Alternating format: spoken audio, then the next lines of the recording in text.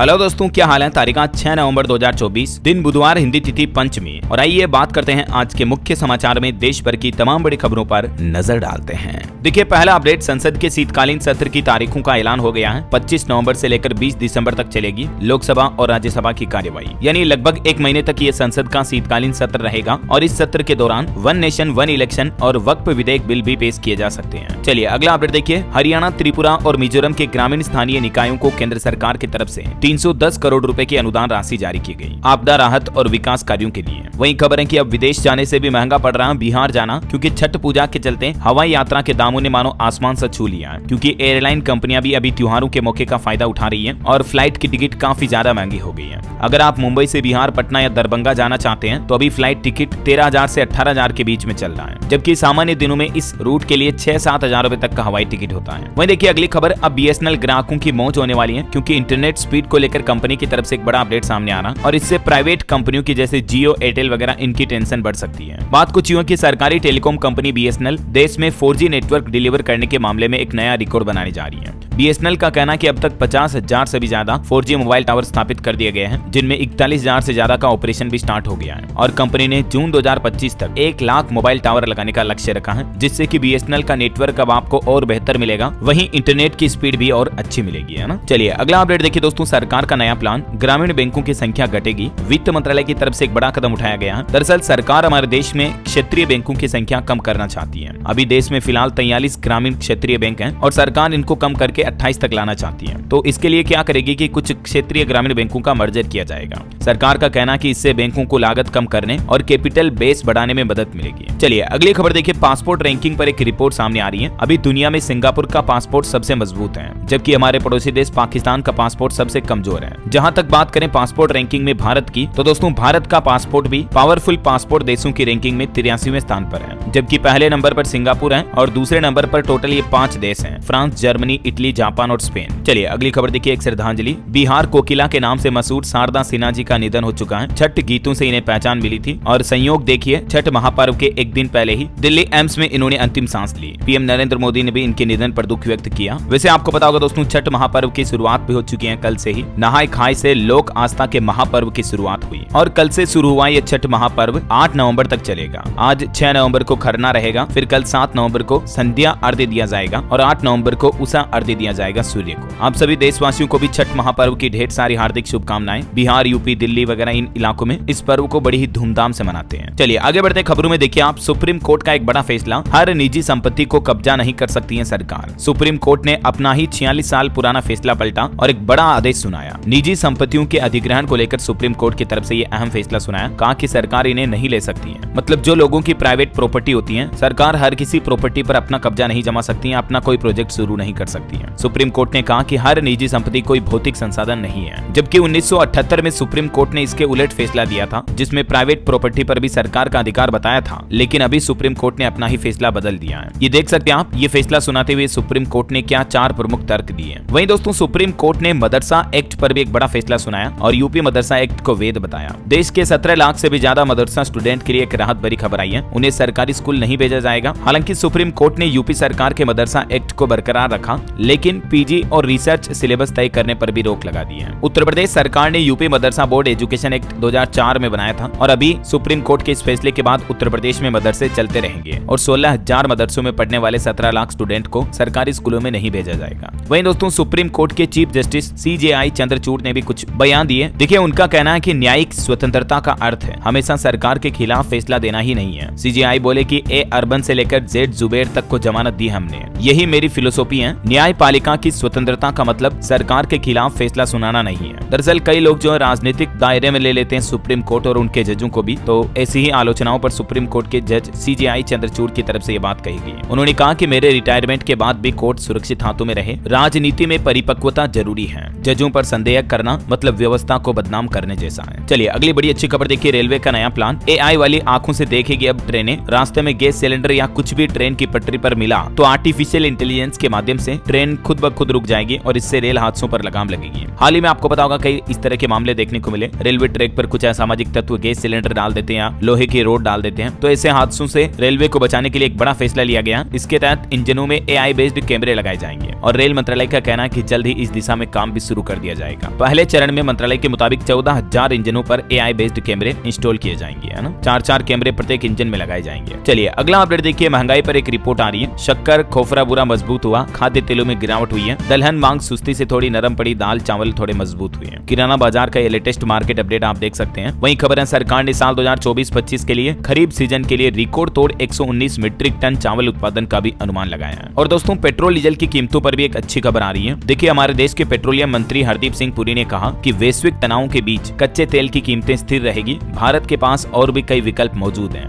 यानी आने वाले समय में पेट्रोल डीजल की कीमतें भारत में बढ़ने की उम्मीद नहीं है, तो ये एक राहत की बात है। चलिए पोल्यूशन पर बड़ी खबर आ रही दोस्तों, सांसों के साथ आंखों पर भी प्रदूषण का असर पड़ रहा है। हालात ये है कि दिल्ली में तो अब आंखों में जलन की समस्या को लेकर OPD हॉस्पिटलों में पहुंच रहे हैं कई मरीज। प्रदूषण की वजह से ही इस तरह के संकेत दिख रहे हैं। और एक खबर तो ये है कि पाकिस्तान की वजह से भी हरियाणा पंजाब में प्रदूषण बढ़ सकता है, क्योंकि पाकिस्तान के लाहौर का AQI तो अभी 1700 तक पहुंच गया है। और अगर पाकिस्तान की साइड से हवाओं का रुख बदला तो इन दोनों राज्यों को काफी दिक्कत होगी, इन राज्यों में और ज्यादा पोल्यूशन बढ़ सकता है। चलिए अगला अपडेट देखिए, चहल बने नई दिल्ली नगर पालिका परिषद के उपाध्यक्ष, जनहित के मुद्दे उठाने का भी इनाम मिला। वहीं खबर है कि 5 सालों में कितनी महिलाओं ने दिल्ली में DTC बसों में सफर किया, इसको लेकर भी आंकड़े जारी किए गए और दिल्ली की आम आदमी पार्टी ने इस पर खुशी भी जताई। पार्टी ने बताया कि अब तक 150 करोड़ बार बसों में महिलाओं ने सफर किया है फ्री परिवहन योजना के तहत। चलिए अगली खबर देखिए, हरियाणा में फ्रीडम फाइटर विधवाओं समेत इन महिलाओं और बेटियों को भी पेंशन मिलेगी। हरियाणा के मुख्यमंत्री नायब सरकार की तरफ से यह बड़ा ऐलान किया है। सरकार ने स्वतंत्रता सेनानियों की विधवा, तलाकशुदा और अविवाहित बेटियों को भी पेंशन देने का फैसला किया है। हालांकि इसके लिए एक शर्त भी रखी है हरियाणा सरकार ने कि ऐसी महिलाओं के लिए आय का कोई दूसरा स्रोत नहीं होना चाहिए। इतना ही नहीं, हरियाणा की नायब सिंह सैनी सरकार ने दिव्यांग और अविवाहित बेरोजगार पुत्रों को भी पेंशन देने की घोषणा की है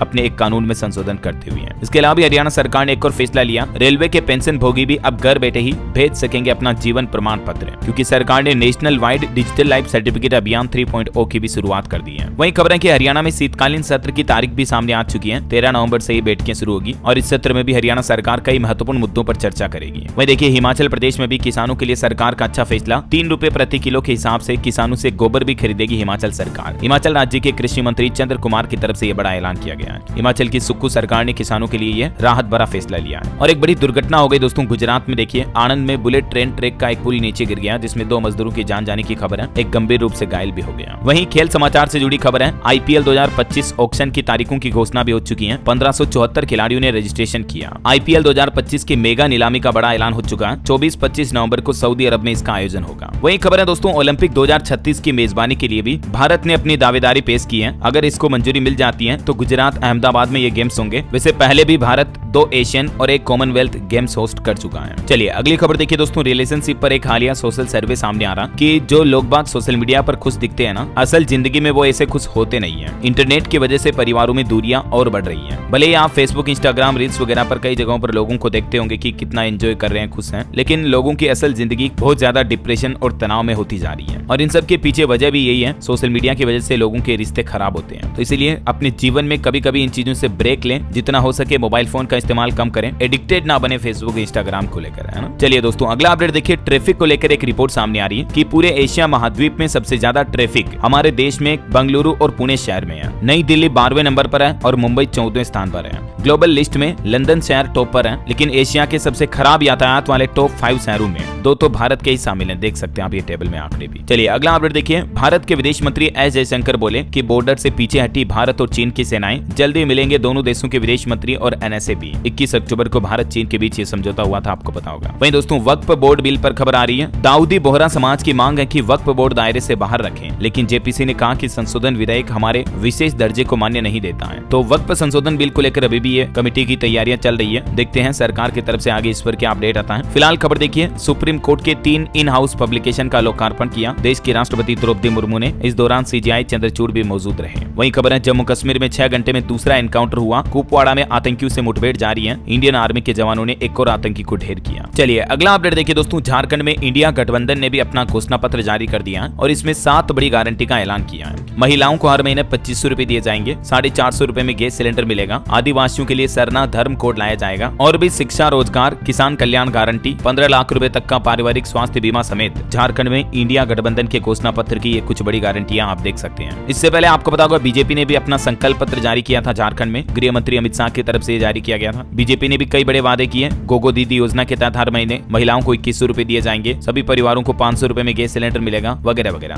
तो मैंने आपको ये दोनों ही राजनीतिक पार्टियों के घोषणा पत्र बता दिए हैं, क्योंकि कई लोग कहते हैं कि यार डीएलएस भाई आप तो केवल बीजेपी का फेवर लेते हो या केवल बीजेपी की खबरें बताते हो। तो ऐसा कुछ नहीं है दोस्तों। जैसे अभी ये दूसरी राजनीतिक पार्टी ने अपना घोषणा पत्र जारी किया, तो भी मैंने आपको बताया। इसके बारे में डिटेल जानकारी अगर आप देखना चाहते हैं तो कल दिन में मैंने डीएलएस न्यूज पर एक अलग से वीडियो डाला है, आप इस वीडियो में जाकर देख सकते हैं। मैंने दोनों ही पार्टियों का घोषणा पत्र का कंपैरिजन कर दिया और किस पार्टी को वोट देना चाहिए ये आपकी खुद की चॉइस पर निर्भर करता है। मैं तो कहता हूं कि किसी के झांसे में न आओ या किसी के कहने पर, किसी के बहकावे में आकर वोट ना डालें, क्योंकि अगर आप 18 साल से ऊपर है तो आप अच्छी तरह से समझते हो कि आपको किस पार्टी को वोट देना चाहिए, है ना। वहीं दोस्तों इसी चुनावी माहौल के बीच देखिए आप, वोटिंग से 8 दिन पहले ही झारखंड में सीबीआई ने रेड डाली और मुख्यमंत्री हेमंत सोरेन के करीबी पंकज मिश्रा के नजदीकियों के ठिकानों पर छापेमारी में 60 लाख रुपए 1 किलो सोना भी जब्त किया। एक और बड़ा खुलासा सामने निकल कर आ रहा, राजस्थान से भी देखिए आप 900 करोड़ का घोटाला, पूर्व मंत्री समेत 22 लोगों पर एफआईआर दर्ज हुई। ईमेल आईडी से सामने आए अधिकारियों के नाम। जल जीवन मिशन जेजेएम में हुए घोटाले को लेकर अब एसीबी यानी एंटी करप्शन ब्यूरो ने राजस्थान के पूर्व मंत्री महेश जोशी समेत 22 लोगों के खिलाफ एफआईआर भी दर्ज की है। और वैसे गड़बड़ घोटालों की बात हो ही रही है तो एक और खुलासा देखिए आप, देश में फर्जी कंपनियों का भी बड़ा घपला सामने आया। 18,000 फर्जी कंपनियां चल रही हैं, जिन्होंने सरकारी खजाने को तकरीबन 25,000 करोड़ का चूना लगाया। ये कंपनियां क्या कि जीएसटी चोरी कर रही हैं। कर अधिकारियों की तरफ से ये बड़ा खुलासा किया गया। इतनी फर्जी कंपनियां जो कागजों में चल रही हैं और जीएसटी टैक्स में गड़बड़ घोटाला किया जा रहा है इन कंपनियों द्वारा। वहीं खबर है दोस्तों, कल ही मध्य प्रदेश के शहडोल में जो एक मामला सामने आया था, 2 चिपके हुए बच्चों का जन्म हुआ था, तो एक दिन बाद ही इन बच्चों की जान जा चुकी है। डॉक्टरों ने भी कहा कि इन बच्चों को अलग कर पाना मुश्किल था, क्योंकि इनका दिल भी एक ही था, जुड़वा बच्चे थे, लेकिन अभी ये वापस भगवान को प्यारे हो गए। चलिए अगला अपडेट देखिए, एक बड़ा दावा किया जा रहा है भारत में कंप्यूटर साक्षरता पर। देखिए चौंकाने वाली रिपोर्ट कि 15 साल से ज्यादा उम्र के केवल 12% लोग ही कंप्यूटर साक्षर हैं। इसमें भी महिलाओं का अनुपात तो काफी कम है। देखिए मतलब अभी भी भारत में कंप्यूटर एजुकेशन की कितनी कमी है। और एक अच्छी खबर देखिए देश के युवाओं के लिए कि देश में रोजगार के मौके बढ़े हैं। अक्टूबर महीने में 10% नौकरियां बढ़ी हैं और मैन्युफैक्चरिंग सेक्टर में भी अच्छी ग्रोथ दिखी है। गोल्डमैन सैक्स के द्वारा ये रिपोर्ट जारी की गई, कुछ आंकड़े आप देख सकते हैं। बहरहाल अभी तो कुछ और महत्वपूर्ण और काम की खबरें देखेंगे दोस्तों अपन, लेकिन फिलहाल वक्त तो चला है आज के ताजा मौसम समाचार जानने का। देखिए अगले 24 घंटों के दौरान कुछ ऐसे राज्य हैं जहां हल्की मध्यम बारिश की संभावना है। तमिलनाडु, केरल, लक्षद्वीप, तटीय कर्नाटक, दक्षिणांतरी कर्नाटक वगैरह वगैरह में। और हिमाचल में 11-12 नवंबर को बारिश और बर्फबारी भी हो सकती है, तो पर्यटकों का माहौल अच्छा रहेगा। चलिए अब अपन आज के सराफा बाजार पर नजर डालते हैं। तो देखिए आज सोने के दाम में थोड़ी तेजी हुई, हालांकि चांदी में गिरावट हुई है। सोना 48 रुपए बढ़कर 78,566 रुपए प्रति 10 ग्राम चल रहा है। चांदी 221 रुपए सस्ती हुई और 94,261 रुपए प्रति किलो पर चांदी चल रही है। और मार्केट के भी कुछ अपडेट देख लेते हैं। आखिरकार कई दिनों बाद शेयर बाजार में हरे रंग की बढ़ोतरी देखी गई। निचले स्तर से 1180 अंक उछला बाजार। सेंसेक्स में 694 अंक की तेजी हुई। निफ्टी भी 371 अंक की रिकवरी पर रहा। निवेशकों के लिए कुछ अपडेट है। कल 7 नवंबर को खुलेगा नीवा बुपा हेल्थ इंश्योरेंस का आईपीओ और अभी सेजिलिटी इंडिया का आईपीओ ओपन है, इसमें भी आप 7 नवंबर तक निवेश कर पाएंगे। वहीं एसीएमई सोलर होल्डिंग्स का आईपीओ भी आज ओपन होगा, इसमें आप 8 नवंबर तक निवेश कर पाएंगे। कुछ कंपनियों के अपडेट देखिए। हिंदुस्तान जिंक में सरकार बेचेगी 2.5% हिस्सेदारी। 505 रुपए प्रति शेयर का भाव फाइनल हुआ। इस भाव पर मतलब हिंदुस्तान जिंक में सरकार अपनी हिस्सेदारी बेचेगी। वैसे अभी बीते दिन ही इस स्टॉक में 3% की बढ़ोतरी दर्ज हुई और अभी इसका रेट 559 पर चल रहा है। वहीं खबर है इंडियन ऑयल का भी दूसरी तिमाही में मुनाफा लगभग 4 गुना बढ़ा, 420 करोड़ से बढ़कर 2000 करोड़ रुपए हुआ। प्रति शेयर 3 रुपए डिविडेंड भी देगी कंपनी। और खबर है मजगांव डोक का दूसरी तिमाही में मुनाफा 76% तक बढ़ा। इसके शेयर ने एक साल में ही 117% तक का रिटर्न दिया।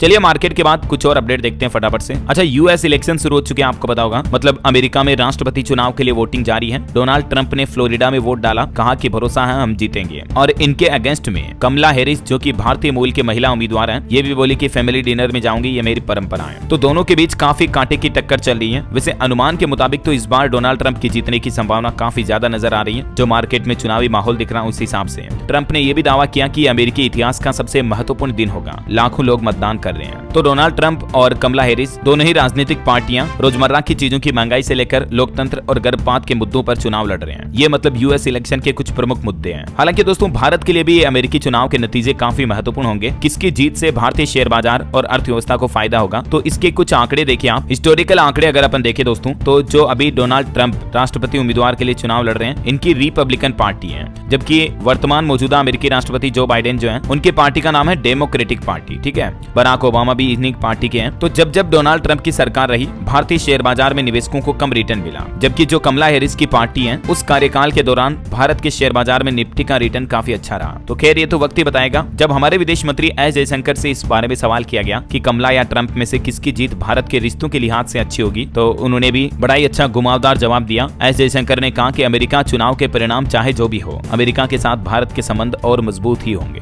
ऐसा चलिए अगला अपडेट देखिए। दिल्ली मेट्रो ने शुरू की नई सुविधा, स्टेशनों पर लगाया गया एकीकृत क्यूआर। मतलब अब आप एक ही क्यूआर से व्हाट्सएप, पेटीएम, अमेजोन पे, फोन पे, किसी भी पेमेंट ऐप के माध्यम से पेमेंट कर पाएंगे, है ना। वही देखिए देश के स्टूडेंट युवाओं के लिए अच्छी खबर है। अब 3 बार हो सकेंगे जेईई एडवांस परीक्षा में शामिल। जेईई एडवांस 2025 के लिए पात्रता मानदंडों की घोषणा कर दी गई है और इसमें ये कुछ बदलाव किए गए हैं। मतलब अब 3 अटेम्प्ट दे पाएंगे स्टूडेंट टोटल, ये बढ़ोतरी की गई है। चलिए अगला अपडेट देखिए। सीबीडीटी ने बनाया नया नियम, अधिकारियों को मिली टैक्स माफ करने या कम करने की इजाजत। इनकम टैक्स यानी आयकर विभाग की तरफ से कर अधिकारियों को तय शर्तों के तहत टैक्स पेयर्स के दिए ब्याज को माफ करने या कम करने की अनुमति दे दी है। तो इससे टैक्स पेयर्स को भी लाभ होगा। वहीं देखिए एक रिपोर्ट सामने आ रही कि साल 2030 तक देश में 31,000 करोड़ के पार पहुंच जाएगा ईवी चार्जिंग का बाजार। बैटरी स्वेपिंग टेक्नोलॉजी में भी निवेश और बढ़ेगा। मतलब इलेक्ट्रिक व्हीकल का मार्केट और ज्यादा बढ़ने वाला है। वैसे इलेक्ट्रिक व्हीकल की बात हो रही तो आपको अपडेट बता दूं, होंडा कंपनी ने भी अपनी एक्टिवा इलेक्ट्रिक स्कूटर का कॉन्सेप्ट मॉडल पेश किया है। फुल चार्ज करने पर 70 किलोमीटर से ज्यादा की रेंज मिलेगी। ईवी फन और ईवी अर्बन भी पेश किया है। और इसके अलावा दोस्तों मारुति कंपनी भी अपनी पहली इलेक्ट्रिक कार सामने लेकर आई। कंपनी का दावा है कि सिंगल चार्ज पर 400 किलोमीटर की रेंज मिलेगी। ई विटारा नाम से आएगी यह मारुति सुजुकी की पहली इलेक्ट्रिक कार। ईवीएक्स का प्रोडक्शन वर्जन ग्लोबल मार्केट में रिवील हुआ। इसका लुक कुछ यूं होगा, देख सकते हैं। चलिए अगला अपडेट देखिए। बैंक लॉकर को लेकर एक नियम बदल चुका है। देश के टॉप बैंकों में अब आपको ज्यादा पैसा देना पड़ेगा। दरअसल हाल ही में आरबीआई द्वारा बैंक लॉकर से जुड़ी सुविधाओं के किराए, सुरक्षा और नामांकन से जुड़े कुछ नियमों में बदलाव किया है। ये नियम एसबीआई, आईसीआईसीआई, एचडीएफसी और पीएनबी समेत देश के कई टॉप बैंकों में लागू होने जा रहे हैं। ठीक है। और इन नए नियमों के मुताबिक दोस्तों अब आप अगर बैंक का लॉकर लेते हो तो लोकेशन के हिसाब से बैंकों के लॉकर का अलग अलग किराया होगा। समझ रहे हो? मतलब जैसे आप ग्रामीण एरिया में लॉकर ले रहे हो या शहरी एरिया में ले रहे हो या और कुछ अलग अलग। अब यहाँ पर कुछ डिटेल देख सकते हो आप। एसबीआई लॉकर का किराया कितना होगा, इसी तरह से आईसीआईसीआई बैंक लॉकर का किराया ग्रामीण क्षेत्रों में, मेट्रो एरिया क्षेत्रों में, शहरी क्षेत्रों में कितना होगा। और एचडीएफसी बैंक ने भी अपने लॉकर के नए शुल्क जारी कर दिए हैं और पीएनबी के द्वारा जारी शुल्क भी आप देख सकते हैं। चलिए अगला अपडेट आ रहा है। एनपीएस में आने वाले कर्मचारियों को जरूर भरना होगा ये फॉर्म, वरना पेंशन खतरे में पड़ सकती है। एनपीएस यानी कि नेशनल पेंशन सिस्टम को लेकर केंद्र सरकार की तरफ से यह नया आदेश जारी किया गया कि सभी कर्मचारियों को सेवा में शामिल होते समय अपने टर्मिनल लाभों का चयन करना अनिवार्य होगा। हाल ही में कार्मिक और पेंशन मंत्रालय के द्वारा इस संबंध में एक मेमोरेंडम भी जारी किया गया। 2 फॉर्म भरने होंगे। फॉर्म 1 का उपयोग क्या होगा, फॉर्म 2 वगैरह भी जरूरी होगा, देख सकते हैं आप डिटेल भी।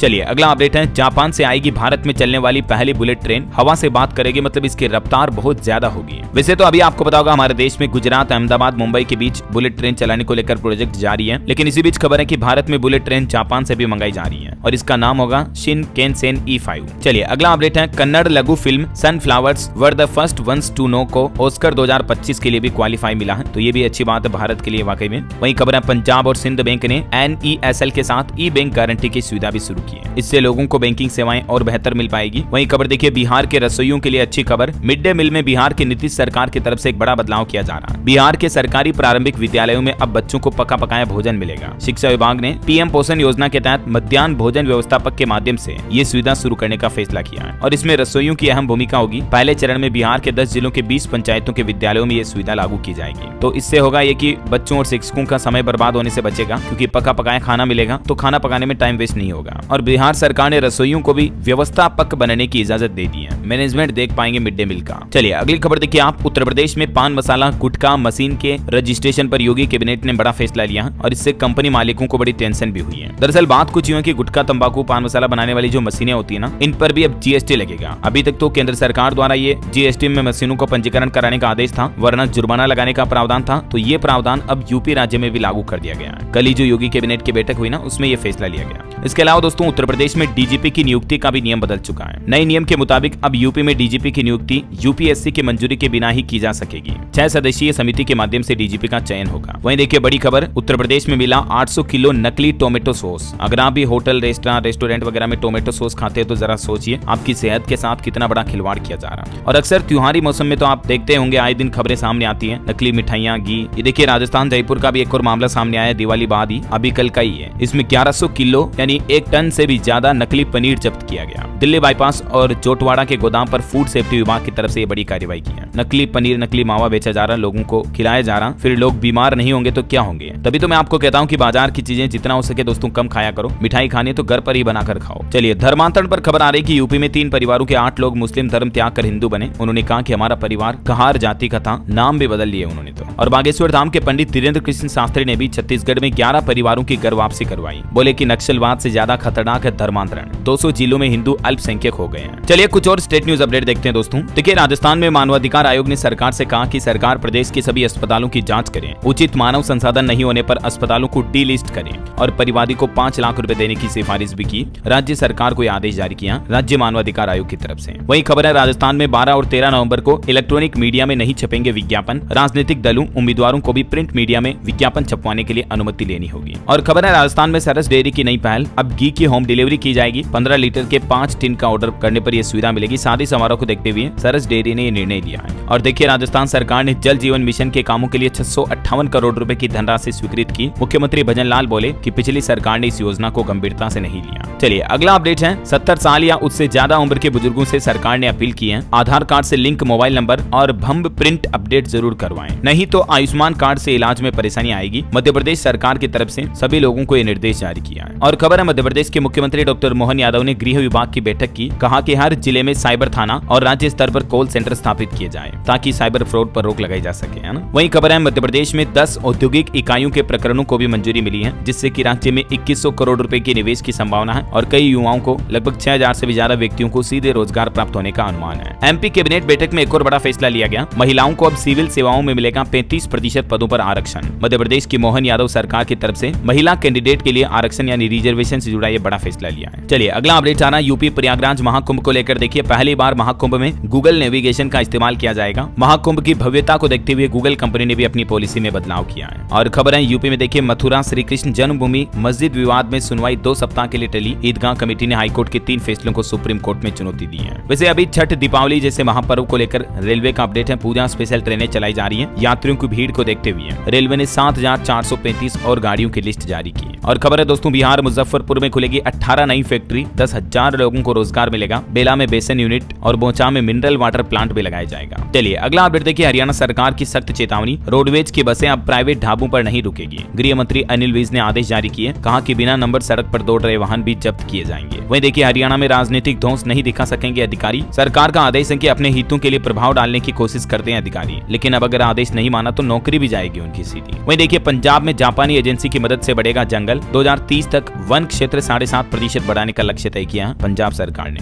वैसे केंद्र सरकार ने पंजाब की एक मांग को भी ठुकरा दिया, कहा कि हरियाणा की तरह अपने बजट से किसानों को प्रोत्साहन दें। राज्य सरकार ने निंदा भी की। वहीं खबर देखिए हिमाचल में वोकेशनल टीचर्स की हड़ताल आज भी जारी रहेगी। मंत्री बोले कि काम पर लौटे, सरकार उन्हें लेकर संवेदनशील है, जो बेहतर होगा वो करेंगे। वहीं हिमाचल के मुख्यमंत्री ने 16 तारीख को कैबिनेट की मीटिंग भी बुलाई है। शीतकालीन सत्र और सरकार के 2 साल के जश्न को लेकर कोई फैसला हो सकता है। चलिए अगला अपडेट आ रहा दोस्तों जीएसटी को लेकर। देखिए केंद्र सरकार का बड़ा फैसला, बिजली कंज्यूमर्स के लिए राहत की खबर है। अब बिजली मीटर लगवाने पर आपको जीएसटी नहीं देनी पड़ेगी। अब इलेक्ट्रिसिटी मीटर लगवाना हो या लोड बढ़वाने जैसी कुल 17 सर्विस पर जीएसटी नहीं लगेगा, तो ये चीजें अब आपको सस्ती पड़ेगी, है ना। वहीं खबर है अब नेपाल में सरकारी नौकरी कर सकेंगे भारतीय। इस राज्य के युवाओं की सबसे ज्यादा डिमांड है। दरअसल जापान की एक फर्म द्वारा डिमांड बढ़ने पर राजस्थान सरकार ने सरकारी और निजी क्षेत्र में सेवारत नर्सिंग कर्मियों के आवेदन मांगे हैं और ये नर्सिंग कर्मी नेपाल में भी जाकर अपनी सेवाएं दे पाएंगे। देख सकते हैं आप इसके बारे में ज्यादा डिटेल भी। वहीं खबर देखिए अब मच्छरों पर लग सकेगी लगाम। वैज्ञानिकों ने एक ऐसी अनोखी चीज खोजी है जो कि दवा से भी ज्यादा असरदार होगी मच्छरों पर रोक लगाने के लिए। ब्रिटेन के वैज्ञानिकों ने एक बैक्टीरिया की खोज की है जो कि मच्छरों की वृद्धि को रोकने में मदद कर सकता है। जर्नल ऑफ अप्लाइड माइक्रोबायोलॉजी में प्रकाशित वैज्ञानिकों की स्टडी भी आप देख सकते हैं। वहीं बड़ी खबर देखिए प्रेस काउंसिल शब्द नहीं कर सकेंगे इस्तेमाल। केंद्रीय सूचना एवं प्रसारण मंत्रालय की तरफ से आदेश जारी किया गया, जिसमें कहा कि प्रेस काउंसिल या हिंदी अनुवाद भारतीय प्रेस परिषद लोगो शब्द का उपयोग कोई भी स्थानीय या सरकारी संगठन व निकाय अपना पंजीकरण करवाने के लिए नहीं कर सकता है। चलिए अगला अपडेट देखिए छत्तीसगढ़ में इस साल 36 लोगों को मिलेगा राज्य अलंकरण पुरस्कार। डिप्टी सीएम की तरफ से नामों का भी ऐलान किया गया। और खबर है राजधानी दिल्ली में कल 7 नवंबर को सार्वजनिक अवकाश की घोषणा की गई। छठ पूजा के मौके पर दिल्ली सरकार की तरफ से सरकारी छुट्टी घोषित कर दी है। चलिए दोस्तों अब अपन कुछ एजुकेशनल अपडेट्स देख लेते हैं। देखिए राजस्थान में 20 नवंबर तक होंगे सफाई कर्मचारी भर्ती के लिए आवेदन। 23,820 पदों की भर्ती निकली है, लेकिन अब तक फॉर्म सिर्फ 10,000 ही आए। वहीं देखिए हरियाणा शिक्षा बोर्ड के एडमिट कार्ड भी आज लाइव होंगे। 17 नवंबर को होगी छात्रवृत्ति योजना परीक्षा, 48,000 बच्चे भाग ले सकेंगे। और खबर है हिमाचल प्रदेश में 6,297 प्री प्राइमरी शिक्षकों की भर्ती जल्द ही निकाली जाएगी। 12वीं में अगर 50% नंबर आए हैं तो ऐसे युवा अप्लाई कर पाएंगे। तो जल्द ही हिमाचल प्रदेश में ये टीचर रिक्रूटमेंट आने वाली है। वहीं दोस्तों युवाओं के लिए जो केंद्र सरकार की तरफ से पीएम इंटर्नशिप स्कीम निकाली गई है ना, तो इसकी भी लास्ट डेट नजदीक आ चुकी है, इसीलिए मैं आपको अपडेट बता रहा हूँ। 10 नवंबर इसकी अंतिम तारीख है। अब तक 280 कंपनी की ओर से 1,27,000 इंटर्नशिप के ऑफर भी दे दिए गए हैं। तो अगर आपने अभी तक भी इस योजना में आवेदन नहीं किया है तो जल्द से जल्द इस ऑनलाइन पोर्टल के माध्यम से आप आवेदन कर सकते हैं। इसमें युवाओं को सरकार की तरफ से हर महीने 5,000 रुपए तक का स्टाइपेंड वगैरह भी दिया जाएगा। मैंने आपको इस पूरी योजना के बारे में डिटेल जानकारी बताई है DLS न्यूज चैनल पर पहले भी, तो आप DLS न्यूज PM इंटर्नशिप योजना सर्च करके YouTube पर वीडियो भी देख सकते हैं, ठीक है ना। और जनरल नॉलेज करंट अफेयर्स के हिसाब से एक अपडेट बता दूं, 6 नवंबर आज ही का दिन 1913 में महात्मा गांधी ने द ग्रेट मार्च का नेतृत्व किया था। और भी 6 नवंबर की कुछ ऐतिहासिक घटनाएं आप स्क्रीन पर देख सकते हैं। थोड़ा सा वीडियो को पॉज करके देख लीजिएगा, क्योंकि अभी एक एक को बोलूंगा तो काफी ज्यादा लंबा हो जाएगा, है ना। वहीं दोस्तों फिल्म देखने वाले शौकीनों के लिए अपडेट है, 15 नवंबर को पुष्पा 2 फिल्म का ट्रेलर लॉन्च होगा, 5 दिसंबर को ये फिल्म रिलीज होगी। ओके, और चलिए अंत में आज की राशिफल पर नजर डाल लेते हैं अपन। तो देखिए, मेष और कन्या राशि वालों की नौकरी में तरक्की के योग हैं। मिथुन राशि के लोगों को अचानक उपलब्धि मिल सकती है। मिथुन राशि के लोग खुद में सकारात्मक बदलाव करेंगे तो लाभ होगा। मकर राशि के लोग अपनी गलतफहमियां दूर करें। और हाँ दोस्तों, आप मुझे कमेंट करके बताइए कि आज एक सर्वे करते हैं, देखें अमेरिकी चुनाव में कौन जीत सकता है, डोनाल्ड ट्रंप या कमला हैरिस। कमेंट में लिखना आपको आपका अनुमान, देखते हैं कितने लोगों का अनुमान किया है। और बाकी इस वीडियो को लाइक और शेयर करना, DLS न्यूज चैनल को सब्सक्राइब करके बेल आइकन जरूर दबा देना, ताकि आप आपके अपने DLS भाई के साथ यानी मेरे साथ जुड़े रहेंगे और आप और हम मिलकर आगे बढ़ेंगे यार। रोजाना एक दूसरे के साथ काम की खबरें शेयर करते रहेंगे, ठीक है ना। ख्याल रखिएगा अपने आप का, अपने परिवार का। मिलेंगे अगले नेक्स्ट अपडेट में, तब तक के लिए जय हिंद, जय भारत, वंदे मातरम।